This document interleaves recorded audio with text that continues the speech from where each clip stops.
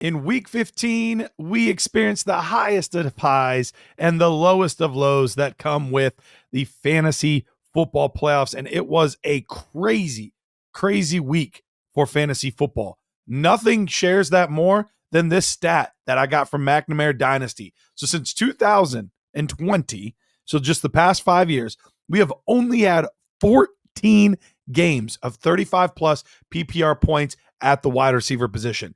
This past week, we had 3 in 1 week. Mike Evans, DeVonta Adams, and Amon-Ra St. Brown both went absolutely nuclear for your fantasy football teams.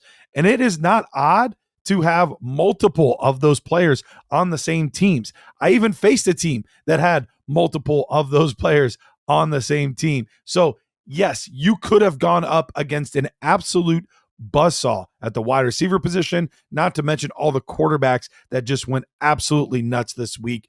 If you face those guys, I'm truly sorry. On the flip side, the following lineup would have made the playoffs in basically every single league.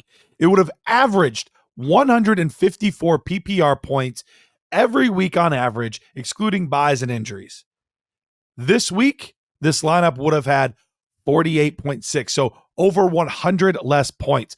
Brock Purdy, 5 points. Saquon Barkley, 9.4. Derrick Henry, 6.7. Cooper Kupp, 0. DK Metcalf, 5.8. Juwan Jennings, 5.1. Travis Kelce, 6.7. Najee Harris, 3.1. Jalen Waddle, 0. And Tua, 6.8. So, yeah, that lineup would have made the playoffs almost everywhere. If you had that lineup this week, you're done.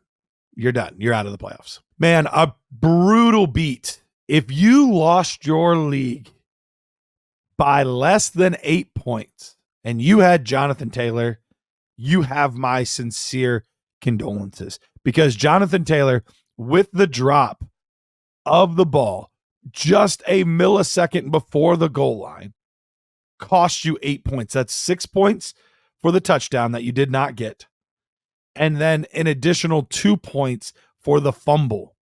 And you would have also lost 0.1 points for the yard, so that might have even come in handy. So, yeah, 8-point swing, which most playoff matchups tend to be fairly close. I guarantee there are plenty of people watching this that lost their matchup simply because what happened on that play. And look, I like Jonathan Taylor. I think he's a good player, and I'm happy to have him on playoff rosters. But this week, he absolutely cost you. Man, I hate seeing injuries at any time of the year, but especially this time of year. And A.J. Brown and David Montgomery, those injuries could loom huge. But Gibbs, we've been wanting him to take over for a while now. And with a pretty easy schedule the rest of the way, he could be an absolute league winner for you with all of those touches. Conversely, we have DeVonta Smith. DeVonta Smith, A.J. Brown, if he is out, we already know that Goddard is out. He is going to be the only show in town. He is going to get so many targets and put up some huge numbers. So guys that were good starts before have now become truly elite and potentially league-winning starts in DeVonta Smith and Jahmyr Gibbs. Has there been any player that's put on the Superman cape more than Josh Allen the past 2 weeks? Here are his stats over the last 2 weeks.